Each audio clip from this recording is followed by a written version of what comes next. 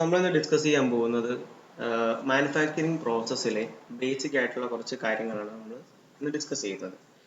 So manufacturing process എന്ന് പറയുമ്പോൾ അതിൽ ഒരുപാട് പ്രോസസ്സുകളുണ്ട്. അതിൽ ഒന്നാണ് ഷേപ്പിംഗ് പ്രോസസ്സ്, ഒരു മെറ്റീരിയൽ നമ്മൾ ഷേപ്പിംഗ് ചെയ്യുന്നത്. പിന്നെ മെഷീനിങ് പ്രോസസ്സ് ഉണ്ട്. നമ്മൾ ഈ ലെയ്ത്തിലും അങ്ങനെയുള്ള കുറെ കാര്യങ്ങളിലൊക്കെ നമ്മൾ മെഷീനിങ് ചെയ്യുന്ന കാര്യങ്ങളൊക്കെ ഓൾറെഡി നേരത്തെ ഡിസ്കസ് ചെയ്തിട്ടുണ്ട്. സോ അപ്പോൾ മെഷീനിങ് പ്രോസസ്സ് ഉണ്ട്, അതുപോലെ തന്നെ ജോയിനിങ് പ്രോസസ്സ് ഉണ്ട്, ഫിനിഷിംഗ് പ്രോസസ്സ് ഉണ്ട്, പിന്നെ സം പ്രോപ്പർട്ടി ചേഞ്ചിങ് ഉണ്ട്. അപ്പം ഈ പറഞ്ഞ ഒരുപാട് പ്രോസസ്സുകളെയാണ് നമ്മൾ ശരിക്കും നമ്മൾ മാനുഫാക്ചറിങ് പ്രോസസ്സ് എന്ന് വിളിക്കുന്നത്. സോ അതിന് മുന്നോടിയായിട്ട് നമ്മൾ ആദ്യം മനസ്സിലാക്കേണ്ടത്, നമ്മൾ സെലക്ട് ചെയ്യുന്ന മെറ്റീരിയൽ അതിന്റെ കുറച്ച് പ്രോപ്പർട്ടീസും അതിന്റെ കാര്യങ്ങളും നമ്മൾ അറിഞ്ഞിരിക്കണം. സോ മെറ്റീരിയൽസ് എന്ന് പറയുന്നത് ഒരു വലിയ റോള് തന്നെയാണ് എഞ്ചിനീയറിംഗ് ഫീൽഡിൽ അല്ലെങ്കിൽ നമ്മുടെ സയൻസ് ആൻഡ് ടെക്നോളജിയിൽ നിൽക്കുന്നത്. അപ്പം ഒരു എഞ്ചിനീയർ ഒരു മെറ്റീരിയലിനെ കുറിച്ച് ആധികാരികമായി മനസ്സിലാക്കിയാൽ മാത്രമേ ആ പ്രൊഡക്റ്റിനെ നമുക്ക് ഇൻഡസ്ട്രിയിൽ അല്ലെങ്കിൽ നമ്മൾ എങ്ങോട്ടേക്കാണോ അതിനെ അപ്ലൈ ചെയ്യുന്നത് അവിടെ അത് ഉപയോഗിക്കാൻ സാധിക്കത്തുള്ളൂ.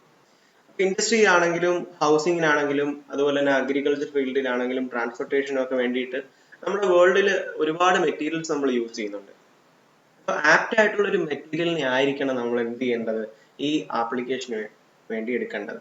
അപ്പൊ അങ്ങനെ ഒരു കാര്യം സെലക്ട് ചെയ്യുമ്പോൾ അതിന് നോക്കുന്ന പ്രോപ്പർട്ടീസ് ഒരുപാടുണ്ട്. ആ പ്രോപ്പർട്ടീസ് ചില മെറ്റീരിയൽസിന് ഉണ്ടാവും, ചില മെറ്റീരിയൽസിന് ഇല്ലായിരിക്കും. അപ്പൊ ഇങ്ങനെയുള്ളതിനെ തരംതിരിച്ച് മനസ്സിലാക്കാനും അറിയാനും വേണ്ടിയിട്ടാണ് നമ്മൾ എന്തൊക്കെയാണ് പ്രോപ്പർട്ടീസ് എന്നുള്ളത് നോക്കുന്നത്. The substance which are useful in the field of engineering are called engineering materials. A particular material is selected is one of the basis of the following consideration. And first one is properties of material. ആ properties of മെറ്റീരിയലിൽ തന്നെ പലതരം properties നമ്മൾ നോക്കാറുണ്ട്. അതിൽ first one എന്ന് പറയുന്നത് mechanical പ്രോപ്പർട്ടിയാണ്. പിന്നെ അതിന്റെ ഫിസിക്കൽ പ്രോപ്പർട്ടീസ് നോക്കാറുണ്ട്, അതിന്റെ കെമിക്കൽ പ്രോപ്പർട്ടീസ് നോക്കാറുണ്ട്, അതിന്റെ മാനുഫാക്ചറിങ് പ്രോപ്പർട്ടീസ് നോക്കാറുണ്ട്. ഫസ്റ്റ് നമ്മൾ മെക്കാനിക്കൽ പ്രോപ്പർട്ടി നമ്മൾ നോക്കുകയാണെങ്കിൽ അതിൽ പറയുന്നത് ഒന്ന് സ്ട്രെങ്ത് ആണ്. സോ സ്ട്രെങ്ത് എന്ന് പറയുമ്പോൾ നമുക്ക് പല രീതിയിൽ നമുക്ക് അതിനെ വിശേഷിപ്പിക്കാം അല്ലെ. അതിന്റെ ഒരു നമ്മൾ എന്തെങ്കിലും ഒരു മെറ്റീരിയൽ എടുക്കുകയാണെങ്കിൽ അതിന്റെ സ്ട്രെങ്ത് നമ്മൾ നോക്കാറുണ്ട്. അപ്പൊ എത്രമാത്രം സ്ട്രെങ്ത് ഉണ്ടെന്ന് നോക്കിയതിന് ശേഷമാണ് നമ്മൾ അതിനെ ഒരു ആപ്ലിക്കേഷനിലേക്ക് കൊണ്ടുപോകുന്നത്. സോ മെക്കാനിക്കൽ പ്രോപ്പർട്ടീസ് എന്ന് പറയുമ്പോൾ നമ്മൾ മെയിൻലി ഡിസ്കസ് ചെയ്യുന്നതിന്റെ ആ ഒരു മെറ്റീരിയലിന്റെ സ്ട്രെങ്ത്, അതിന്റെ ഡക്ടിലിറ്റി, അതിന്റെ ടഫ്നെസ്, അതിന്റെ ഹാർഡ്നെസ്, അതിന്റെ സ്ട്രെങ്ത് തന്നെ നമ്മൾ അതിന്റെ വെയിറ്റ് റേഷ്യോയിൽ എടുക്കാറുണ്ട്. ഇതൊക്കെയാണ് അതിന്റെ മെക്കാനിക്കൽ പ്രോപ്പർട്ടീസ് എന്ന് പറയുന്നത്. അതേപോലെ തന്നെ ആ ഒരു സെലക്ട് ചെയ്യുന്ന ഒരു മെറ്റീരിയൽ ആണെങ്കിൽ അതിന്റെ ഫിസിക്കൽ പ്രോപ്പർട്ടീസ് നമ്മൾ നോക്കണം. അതിന്റെ ഡെൻസിറ്റി എത്രമാത്രം ഉണ്ട്, അതിന്റെ സ്പെസിഫിക് ഹീറ്റ് എങ്ങനെയാണ്, തെർമൽ എക്സ്പാൻഷൻ എങ്ങനെയാണ്, കണ്ടക്ടിവിറ്റി എങ്ങനെയാണ്, മെൽറ്റിംഗ് പോയിന്റ് എങ്ങനെയാണ് എന്നുള്ളതൊക്കെ. ഫോർ എക്സാമ്പിൾ ഇപ്പം നമ്മൾ എന്തെങ്കിലും ഒരു ഹീറ്റിംഗ് പർപ്പസിന് വേണ്ടിയിട്ടാണെങ്കിൽ നമ്മൾ അവിടെ ആ ഒരു റെക്കോർഡ് സൈസിൽ നമ്മൾ ഹീറ്റിംഗ് പ്രോസസ് നടത്തുമ്പോൾ ഇത്ര ഡിഗ്രി സെൽഷ്യസ് വരെ ഹീറ്റ് വരാൻ സാധ്യതയുണ്ടാവും അല്ലെ. അപ്പൊ ഒരു ചേംബർ ആണെങ്കിൽ തന്നെ ആ ചേംബറിനെ ഉണ്ടാക്കാൻ ഉപയോഗിക്കുന്ന മെറ്റീരിയൽ ഉറപ്പായിട്ട് നമ്മൾ എന്ത് ചെയ്യണം, ആ അവിടെ നമ്മൾ ട്രീറ്റ് ചെയ്യുന്ന എത്ര ഡിഗ്രി സെൽഷ്യസ് ഹീറ്റിനെ ആണോ അതിന്റെ ഒരു അളവുണ്ടല്ലോ നമ്മുടെ കയ്യിൽ. ഇപ്പൊ 1200 ഡിഗ്രി സെൽഷ്യസിലാണ് നമ്മൾ ആ ഹീറ്റിംഗ് പ്രോസസ് അവിടെ നടത്തുന്നതെങ്കിൽ ഉറപ്പായിട്ടും അതിന് കൂടുതലായിട്ടുള്ള ഒരു ഡിഗ്രി സെൽഷ്യസിൽ നിൽക്കുന്ന ഒരു മെറ്റീരിയൽ ആയിരിക്കും നമ്മളവിടെ യൂസ് ചെയ്യേണ്ടത്. കാരണം 1200 ഡിഗ്രി സെൽഷ്യസിൽ നടത്തുന്ന ഹീറ്റിംഗ് പ്രോസസ്സിനകത്ത് 600 ഡിഗ്രി സെൽഷ്യസിൽ മെൽറ്റിംഗ് പോയിന്റ് വരുന്ന ഒരു മെറ്റീരിയൽ നമുക്ക് ഉപയോഗിക്കാൻ സാധിക്കത്തില്ല.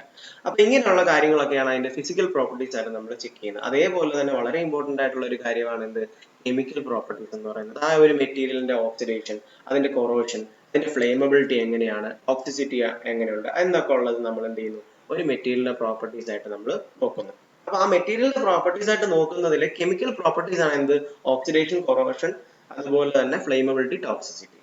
അതേപോലെ തന്നെ വളരെ ഇമ്പോർട്ടന്റ് ആണ് എന്ത്, മാനുഫാക്ചറിങ് പ്രോപ്പർട്ടീസ് എന്ന് പറയുന്നത്. അതായത് ഒരു മെറ്റീരിയൽ സെലക്ട് ചെയ്ത് കഴിഞ്ഞാൽ അത് ആ മെറ്റീരിയലിനെ കാസ്റ്റിംഗ് ചെയ്യാൻ പറ്റുന്നതാണോ, അതോ മെഷീനിങ് ചെയ്യാൻ പറ്റുന്നതാണോ, അതോ വെൽഡിങ് ചെയ്യേണ്ടതാണോ എന്നുള്ളത് നമ്മൾ തരംതിരിച്ച് മനസ്സിലാക്കി വെക്കണം.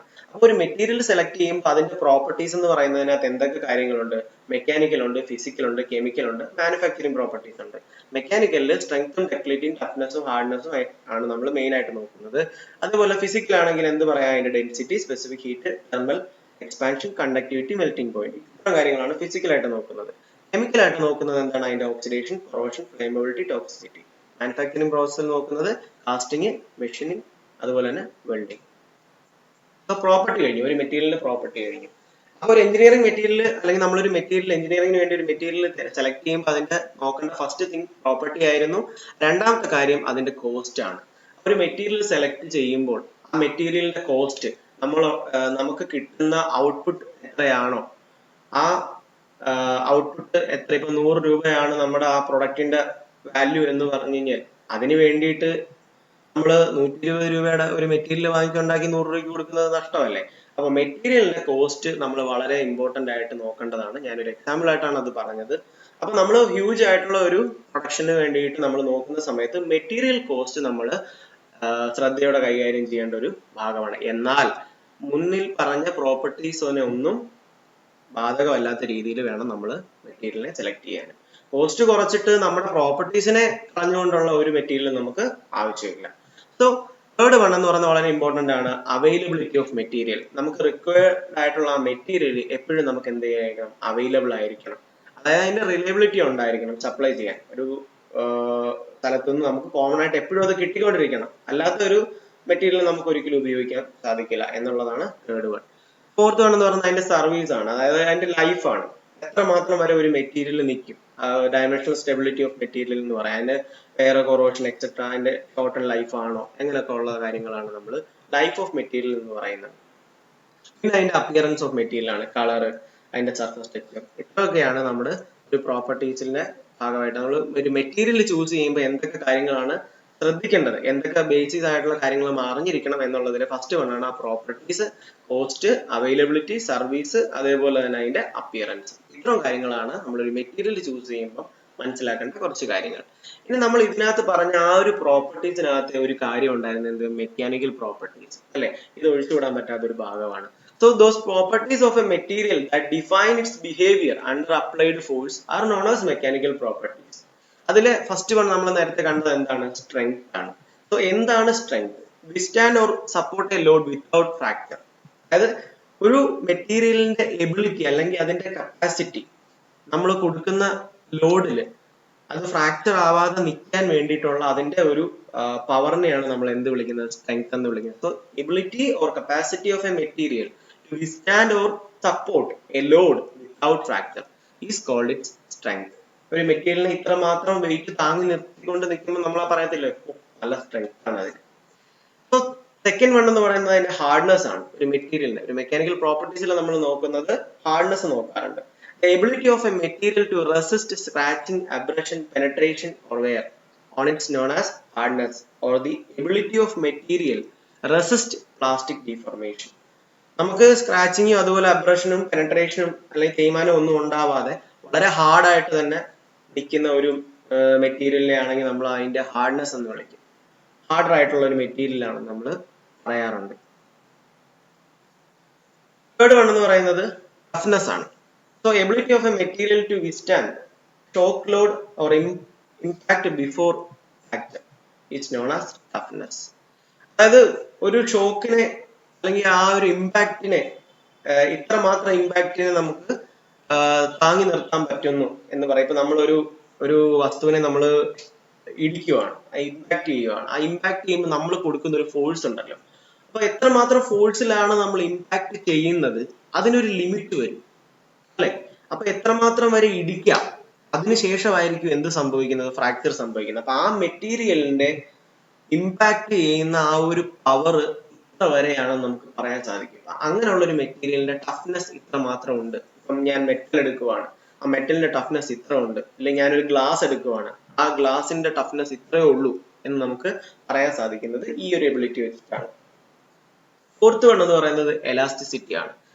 Ability of a material to regain its original shape and size after the removal of external load. ഒരു എക്സ്റ്റേണൽ ലോഡ് നമ്മൾ ഒരു മെറ്റീരിയലിൽ നിന്ന് മാറ്റി കഴിയുമ്പോൾ അതിന്റെ നേരത്തെ ഉണ്ടായിരുന്ന പൂർണ്ണ രൂപത്തിലേക്ക് തന്നെ അത് തിരിച്ചെത്തുകയാണെങ്കിൽ നമ്മൾ അതിനെ വിളിക്കുന്ന പേരാണ് എലാസ്റ്റിസിറ്റി എന്ന് പറയും. ഒരു മെറ്റീരിയലിന്റെ എലാസ്റ്റിസിറ്റി ആണ് ability of a material to regain its original shape and size after the removal of external load. അതിനെയാണ് നമ്മൾ എന്ത് വിളിക്കുന്നത്, എലാസ്റ്റിസിറ്റി എന്ന് പറയുന്നത്. ഫിഫ്ത്ത് വൺ എന്ന് പറയുന്നത് പ്ലാസ്റ്റിസിറ്റി ആണ്. Ability of a material to withstand permanent deformation without failure. അതിനെയാണ് നമ്മൾ പ്ലാസ്റ്റിസിറ്റി എന്ന് പറയുന്നത്. വളരെ വലിയ എക്സാമ്പിൾ ആണ് നമ്മുടെ ഡെയിലി ലൈഫിൽ കാണുന്ന അഗ്രികൾച്ചറിൽ ഉള്ള ടൂൾസ്, മമ്മട്ടി, അതുപോലെ തന്നെ വെട്ടുകത്തി, കത്തി, കോടാലി, എല്ലാം നമ്മൾ കാണുന്ന എല്ലാ ഈ സാധനങ്ങളെ നമ്മൾ പ്ലാസ്റ്റിസിറ്റി ഉള്ളത് കൊണ്ടാണ് നമുക്ക് അങ്ങനെ കിട്ടുന്നത്. അതായത് മെറ്റൽസിനെ കൂടുതലും പ്ലാസ്റ്റിസിറ്റി ഉണ്ടാവുന്നത് ഹീറ്റ് ചെയ്തിട്ട് നമ്മൾ എടുക്കുന്നത്. അതുകൊണ്ടാണ് ഈ ആലയിലൊക്കെ ഈ വെട്ടുകത്തി അതുപോലെ കോടാലി എല്ലാം ഇങ്ങനെയുള്ള സാധനങ്ങൾ ഉണ്ടാക്കുമ്പോൾ അതിനെ നമ്മൾ ചൂടാക്കിയതിന് ശേഷം നമ്മൾ ഹാമർ ചെയ്താണ് നമ്മൾ ആ ഒരു ഷേപ്പിലേക്ക് അതിനെ മാറ്റുന്നത്. ശ്രദ്ധിച്ചാൽ അറിയാം. ഇപ്പം വെട്ടുകത്തിയൊക്കെ ആണെങ്കിൽ അങ്ങനെ ഉണ്ടാക്കുന്നത്. അപ്പം അത് നമ്മളൊക്കെ നോക്കിയാൽ അറിയാം. നമുക്ക് ആ മെറ്റലിനെ എന്ത് ചെയ്യുന്നു, നമ്മൾ ഹീറ്റ് ചെയ്യിക്കുന്നു. ഹീറ്റ് ചെയ്തതിനു ശേഷം അതൊരു റെഡ് ഹോട്ട് കണ്ടീഷനിലേക്ക് അത് വന്നു കഴിഞ്ഞു. ആ സമയത്ത് നമ്മൾ അതിനെ ഹാമർ ചെയ്യുമ്പോൾ നമുക്ക് വേണ്ട ഷേപ്പിലേക്ക് അതിനെ മാറ്റാൻ സാധിക്കും. അപ്പൊ അങ്ങനെ മാറുന്നതിന്റെ കാര്യം അതിന് പ്ലാസ്റ്റിസിറ്റി ഉള്ളത് കൊണ്ടാണ്. അതായത് പെർമനന്റ് ഡീഫർമേഷൻ ഉണ്ടാക്കാൻ സാധിക്കും. ആ പെർമനന്റ് ഡീഫർമേഷൻ ഉണ്ടാക്കുന്നത് ആ ഒരു മെറ്റീരിയലിന്റെ ഫെയിലിയർ ഇല്ലാതെയാണ്. നമ്മളൊരു സാധനത്തിന് എടുത്തു വെച്ചിട്ട് നമ്മൾ ഹാമർ ചെയ്തപ്പോൾ അത് പൊട്ടിപ്പോയാൽ അത് ഫെയിലിയർ ആയി. അതേസമയത്ത് നമ്മൾ അതിനെ ഹാമർ ചെയ്തപ്പോൾ അതിനൊന്നും സംഭവിച്ചില്ല, പക്ഷെ അതിന്റെ ഒരു ഷേപ്പ് മാത്രമേ നമുക്ക് മാറുന്നുള്ളൂ എങ്കിൽ നമുക്ക് പറയാൻ സാധിക്കും അതിന് പ്ലാസ്റ്റിസിറ്റി ഉണ്ട്. അതായത് നേരത്തെ ഉണ്ടായിരുന്ന ഷേപ്പിൽ നിന്ന് അത് മാറുകയും ചെയ്തു, പക്ഷെ അതിന് ബ്രേക്ക് ഉണ്ടായില്ല. ഇനി ഈ മെറ്റീരിയലിനെ നമ്മൾ ചൂടാക്കിയതിന് ശേഷമാണ് ഹാമർ ചെയ്യുന്നതെങ്കിൽ നമുക്ക് ഈസി ആയി അതിന്റെ ഷേപ്പിനെ മാറ്റാൻ സാധിക്കും. അപ്പൊ അവിടുത്തെ മെറ്റൽ ബ്രേക്ക് ആവത്തുമില്ല, നമുക്ക് ഈസി ആയിട്ട് അതിനെ ഷേപ്പ് ചെയ്യാനും സാധിക്കും. ദാൻ കോൾഡ്, അതായത് തണുത്തിരിക്കുന്ന ഒരു മെറ്റലിനെ നമ്മൾ ഹാമറിങ് ചെയ്യുന്നതിനെക്കാട്ടിലും കൂടുതൽ പ്ലാസ്റ്റിസിറ്റി നമുക്ക് കൂടുതൽ കിട്ടുന്നത് ഹോട്ട് ആയിട്ടിരിക്കുന്ന ഒരു അതേ മെറ്റീരിയൽ തന്നെ. ഒരു മെറ്റൽ എടുക്കുവാണെങ്കിൽ ആ മെറ്റലിനെ കൂളായിട്ടിരിക്കുന്ന കണ്ടീഷൻ ആണെങ്കിൽ പ്ലാസ്റ്റിസിറ്റി കുറവായിരിക്കും നമുക്ക് കിട്ടുന്നത്. അതിനെ ചൂടാക്കിയിട്ടാണ് നമ്മൾ ഹാമറിങ് ചെയ്യുന്നതെങ്കിൽ പ്ലാസ്റ്റിസിറ്റി കൂടും. ഇതാണ് പ്ലാസ്റ്റിസിറ്റി എന്നുള്ളത്. 6th വൺ എന്ന് പറയുന്നത് ഡക്റ്റിലിറ്റി ആണ്. Property of a material which enables to draw into a thin wire. അതായത് ഇതൊന്നുമില്ല, നമുക്ക് കിട്ടുന്ന മെറ്റീരിയൽ അതിപ്പം ഒരു കോപ്പറോ അലൂമിനിയോ ഒക്കെ ആണെങ്കിൽ നമുക്ക് വളരെ വലിയൊരു ബ്ലോക്ക് പീസ് ആയിട്ടായിരിക്കും കിട്ടുന്നത്, അല്ലെ? ഇതിൽ നിന്ന് നമ്മൾ ഇതിനെ ഒരു തിൻ വയറായി മാറ്റണം. നമുക്കിപ്പോ ഇലക്ട്രിക് നമ്മുടെ വീട്ടിലെ ഹോം അപ്ലയൻസിന്റെ ഒക്കെ ഉപയോഗിക്കുന്ന വയേഴ്സ് അങ്ങനെയുള്ള കാര്യങ്ങളെല്ലാം നേർത്ത ഒരു കമ്പിയായിട്ടാണ് നമുക്ക് കിട്ടുന്നത്, അല്ലെ? നമുക്ക് കിട്ടുന്ന ബൾക്കായിട്ടുള്ള ഒരു വലിയ ഹ്യൂജ് ആയിട്ടുള്ള ഒരു ബ്ലോക്കിനെ നമുക്ക് എന്ത് ചെയ്യണം, ഈ നേർത്ത കമ്പികളാക്കി മാറ്റണം. അതിന് ഉപയോഗിക്കുന്ന ഒരു മെത്തേഡാണ് ഈ വയർ ഡ്രോയിങ് എന്ന് പറയുന്നത്. അതായത് mild steel is a ductile material ആണ്, because it can draw into wire of any cross section by a process called wire drawing. ഈ ഒരു സാധനത്തിന് നമ്മൾ വയർ ഡ്രോയിങ് എന്ന് പറയുന്നത്. നമുക്ക് കിട്ടുന്ന ഡയുള്ള ആ ഒരു മെറ്റീരിയൽ വളരെ വലുതാണ്. നമ്മളിവിടെ ഡൈ ഉപയോഗിക്കുന്നുണ്ട്. ആ ഡൈയിലാണ് നമ്മൾ ഡയ കുറച്ച് വെച്ചിരിക്കുന്നത്. ആ ഡയയിലൂടെ നമ്മൾ ഇതിനെ ഇങ്ങോട്ട് വലിക്കുവാണ്.